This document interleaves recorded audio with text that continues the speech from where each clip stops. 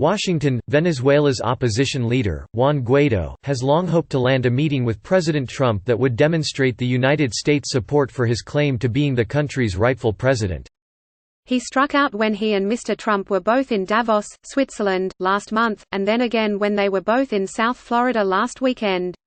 The near misses fueled speculation that Mr. Trump had lost interest in supporting the chief rival of Venezuela's leftist president, Nicolas Maduro, with whom Mr. Guaidó had been locked in a years-long political stalemate. But Mr. Guaidó's visit to Washington this week more than made up for those disappointments when Mr. Trump gave him 2 moments in the spotlight that could lift him at home.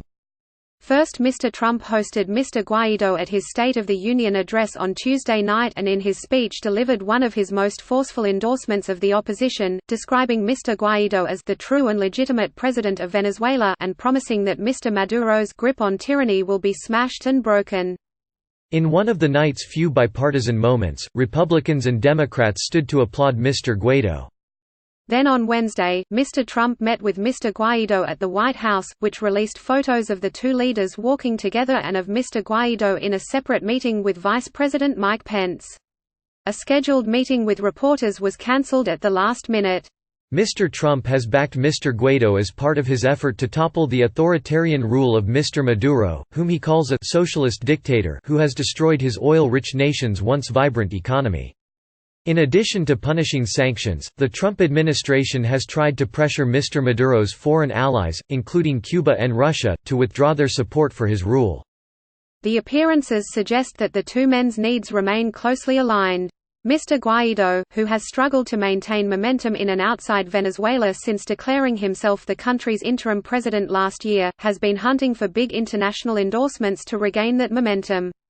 Mr. Trump needs support in voter-rich South Florida, home to America's largest community of Venezuelan immigrants, many of whom oppose Mr. Maduro. It is also home to voters who have fled other left-wing governments in Latin America, including tens of thousands of Cuban Americans who resent Havana's steadfast support for Mr. Maduro. Shannon K. O'Neill, a senior fellow at the Council on Foreign Relations who focuses on Latin America, doubted that Mr. Trump's new show of support for Mr. Guaidó would make any difference on the ground in Venezuela. It might make some difference in southern Florida in November. A handshake is great in the State of the Union, awesome. But what is the Trump administration really going to do, she added. Mr. Trump's national security advisor, Robert C. O'Brien, did signal on Wednesday that more substantive action might be on the way. Speaking at the Meridian International Center in Washington, Mr. O'Brien said the United States could impose sanctions on Russia's state-owned oil company, Rosneft, one of several energy giants that continue to do business with Mr. Maduro's government. We're letting the Russians and we're letting the company know that their support of the Maduro regime is not a good business decision, but it's also immoral, what it's doing to the people of Venezuela, he said. I think you're going to see some action either voluntarily from the company or the U.S. will likely take action in the near future. A Trump official speaking on the condition of anonymity said later that other energy companies that do business with the Maduro government, including Chevron, should also be on notice that the United States is not finished with its pressure campaign. The official said the United States would not engage in direct talks with the Maduro government except to negotiate his exit from power. And he warned it not to interfere with Mr. Guaidó's return to Venezuela. In and around Caracas on Wednesday, Mr. Guaidó's appearances in Washington were met with mixed reviews.